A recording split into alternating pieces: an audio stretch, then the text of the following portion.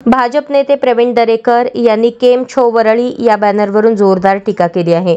दरेकर म्हणाले, जेव्हा जितेंद्र आव्हाड कुठे होते, जेव्हा हे बॅनर वरळीमध्ये झळकत होते। महाराष्ट्रात मराठी अस्मितेचा मुद्दा तापलेला असताना दरेकरांनी आव्हाड यांच्यावर थेट प्रश्न उभा केला।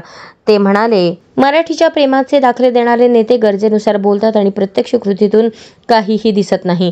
केम छो वरळीचा उल्लेख करत दरेकरांनी महाविकास आघाडीला घेरण्याचा प्रयत्न केला असून मराठी भाषेच्या रक्षणासाठी त्यांनी त्यांची भूमिका स्पष्ट केली आहे।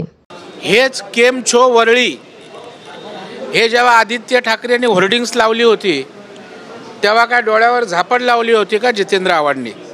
म्हणजे आपला तो बाब्या आणि दुसऱ्याचं कार्ट। जेव्हा खुल्या मतदानासाठी वरळीमधील गुजरात्यांना आकर्षित करण्यासाठी केम छो वरळी हे कोण बोलत होतं? जिलेबी पापडा, गुजराती आपडा, म्हणजे स्वार्थासाठी सोयीचं घ्यायचं। आता गुजराती समाजाचा कार्यक्रम असेल तर ते जय महाराष्ट्रही बोललेत ना।